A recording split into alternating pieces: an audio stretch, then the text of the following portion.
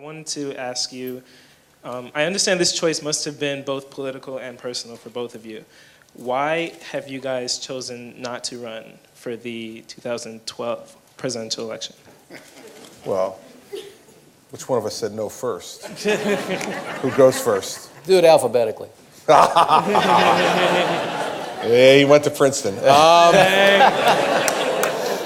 Nothing wrong with that. Listen, I think you're absolutely right in the premise of your question that it is a personal judgment at the end. You know, I'm sure both of us have had lots of political experts and interested parties and genuinely good Americans come to us and suggest that we should do this. But in the end, I said this to a number of folks who approached me. I said, you know, I appreciate all the wonderful things you're saying about me, but when I'm in a hotel room in Des Moines and it's 5:30 in the morning and it's 15 below and it's time for me to get up to go shake hands at the meatpacking plant, the only one that's going to be in bed with me is Mary Pat, not you.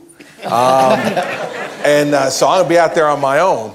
And you all will be back here in New York or Washington or wherever you're from, you know, warm in your bed, sleeping, you know, while I'm out there doing that. So it's got to be something that you and your family really believes is not only the right thing to do, but I think what you must do at that time in your life, both for you and for your country. And for me, the answer to that was it isn't. And if you don't feel that, you know, deeply in your heart that it is, then you have no business asking anybody for their money or their vote.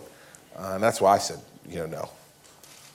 Well, Jonathan, first thing I would say is that I'm not taking no from Christie. Maybe I'm taking not yet. You know,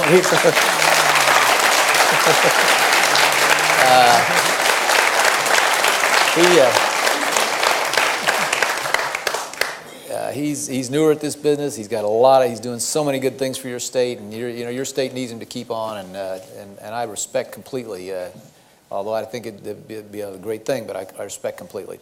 And you know, in my situation, quick story. I always did my own speeches and even commercials, you know, in the campaign. I always thought as often as possible, if I would speak for myself and if I'd written it or figured it out myself, it would come, people would understand I'm in it.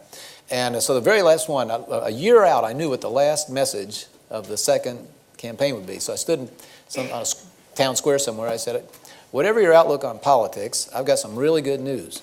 This is the last time you'll have to watch me in an ad like this. And I went on and said, you know, that we'd like to be rehired, and we had some big plans and so forth.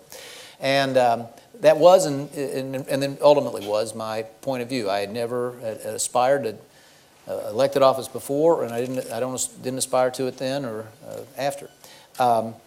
It is, as Chris said, you know, if you finally begin to entertain what originally is just a surrealistic notion, you know, what, me, you know, then there are a lot of other factors involved. The way we conduct politics these days, pretty savage business. I could have gone with that, but you know, this is not a decision at that level. This is not a decision you make for yourself alone. And there's 5 women in my family, and they are a formidable force. On the day I said finally I'm not doing it, I said in the Daniels family constitution, the Women's Caucus has a veto, and there's no override provision. So, and as we said earlier, there are other ways to contribute, and never forget the saying, I think it was de Gaulle, the cemeteries are full of indispensable men.